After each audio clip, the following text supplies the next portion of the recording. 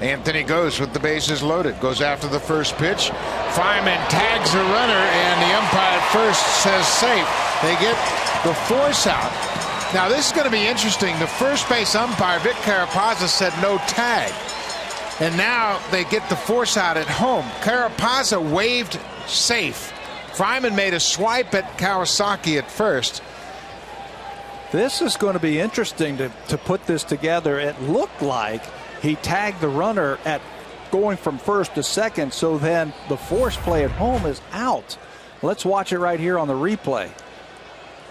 That's a tag. But the umpire at first said no tag, so this is really interesting. Carapazza is the first base umpire.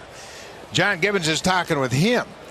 And Vic Carapazza waved safe after the swipe by Fryman at first. But he clearly tagged Kawasaki, which would have taken the force off at home. And then the run should count. Then the run scores. Can they review this right here and make sure that they tagged him? I don't think this is a reviewable play. It's the tag play at first, and now they're going to ask the umpire at second. Bill Miller, who's the crew chief, would have had a good angle of the play at first base. Carapazza is the umpire at first that made the safe sign, indicating no tag by Fryman. But for me, he clearly tagged him. And then that takes the force out off at home. And Vogt made no attempt to tag Encarnacion, who came across the plate. All he had to do is tag him and then go to first base. I don't know why he called him safe, because it sure looked like he tagged him right in the backside. Yeah, this is going to be interesting how they sort this out. On the field, it is a fielder's choice force at home. 2 outs. That's the way the situation stands. Encarnacion was out on the 3-2 force play. Fielder's choice. But the umpires, obviously, they sense that something is amiss. Yeah, because they're all talking and it's taking a long time. I think John Gibbons has a good argument here. He sure does. But now here comes Bill Miller, who's the crew chief, going to try to explain the situation to John Gibbons.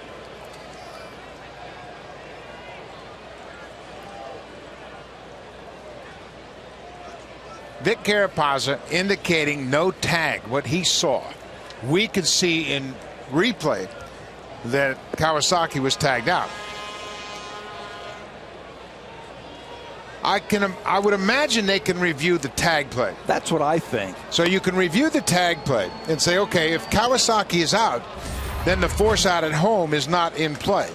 And here's the replay. Clearly. He tagged him clearly. Clearly tagged him.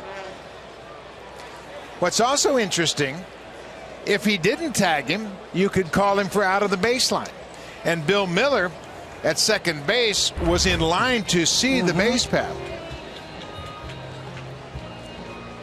Well, if you call him out of the baseline and the throw goes home, you still have to tag him out at home. Still have to tag the guy at home. So Encarnacion should be able to score on this play. Yes. So as it stands, the ruling is fielder's choice, force out at home. Bases loaded, 2 outs. Bases loaded, 2 outs.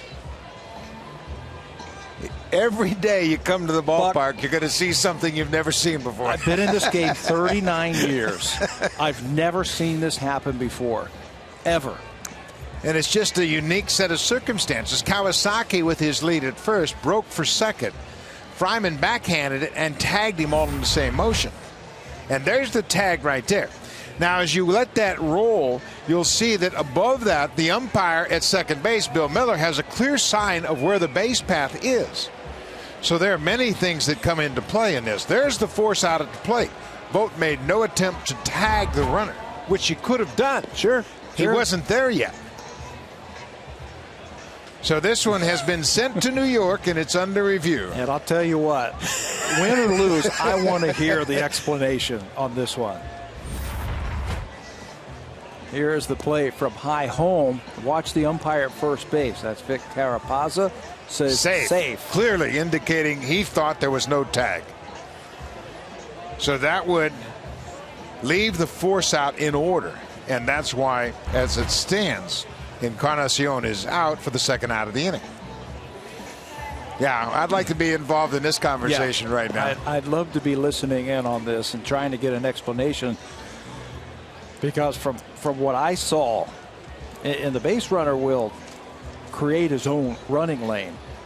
He was tagged while he was in his running lane and then exited out of the running lane. You know what's really interesting? We had both managers thrown out of the game in the 8th inning yesterday. We might have a similar situation tonight. And the whole premise of the instant replay, the expansion of instant replay, was to get it right. This might take a while. I don't know. I mean, an umpire calls him safe. He was clearly out. Clearly he was out. So if you review that part of the play, then Kawasaki should be out on the tag play. And the run should be allowed to score because there's no force out, and Vogt didn't make an attempt. Okay, so now let's take it a step further.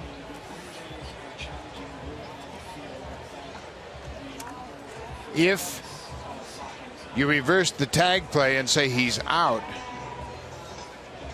how can you change the outcome of what Encarnacion did? If you call him out, I don't think you can. Are you saying that they're going to put him back out on the bases or something? I don't think they can. No, they have to allow the run to score. The challenge from what we just heard is the Blue Jays are challenging the tag. That's all they have to challenge. Yeah. If they challenge the tag and they look at the review we saw, he's out. He's out. And that's what John Gibbons wants right here. He wants an out to get a run. He wants Kawasaki to be out.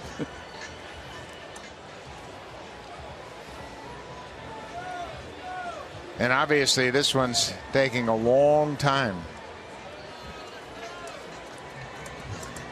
Bill Miller is the crew chief. He's on the left, and they have a decision.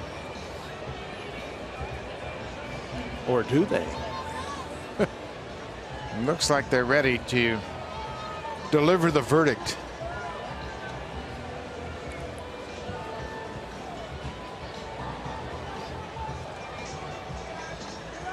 Kawasaki is out. That run scores. Exactly.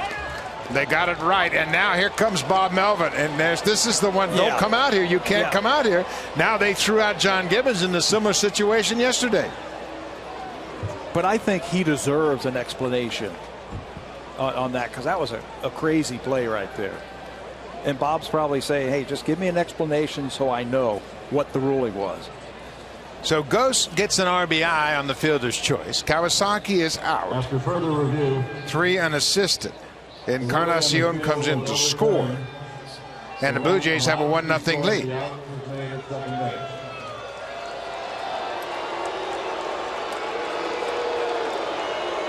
Bill Miller, one of the more senior umpires in baseball. Now it looks as though Melvin's going to protest.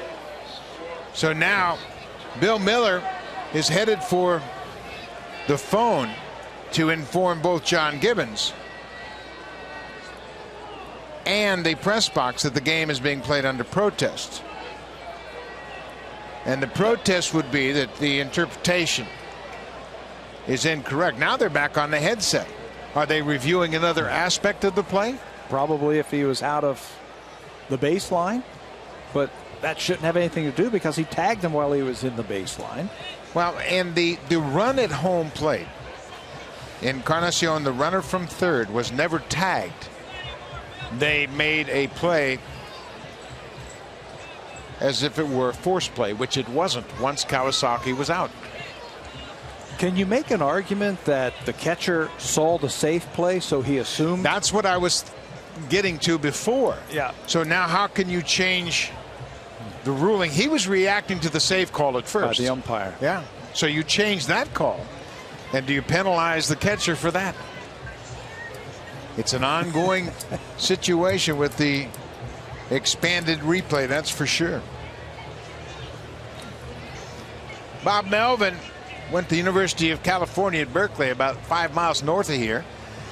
And he's a baseball guy, and he grew up in this area. He's seen a lot of baseball. I bet you he hasn't seen that before. No, I bet you haven't, but he certainly had a comeback to the umpires. Yeah, and he has pushed the umpires back to review. They're obviously reviewing another aspect of this play.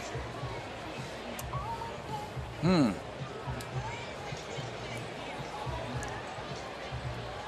talk about a game coming to a screeching halt. Now, Bill Miller has some information for Bob Melvin. Protest. There it is. He is putting the P on there. The game is being played under protest. So Bob Melvin has protested the game according to the interpretation of what the umpires decided on that last play. It means that the game will be played under protest. If the A's lose, then the protest will be heard as far as the ruling on the field. If the A's win, the protest, of course, goes away. If they win the game, the protest goes away. If they lose the game by 1 run, and that run right there, they win the protest, they take the run off the board, then what happens? Then they have to replay the game from the point of the protest. That's right. Josh Thole, the catcher, after all of that. The Blue Jays have a 1-0 lead.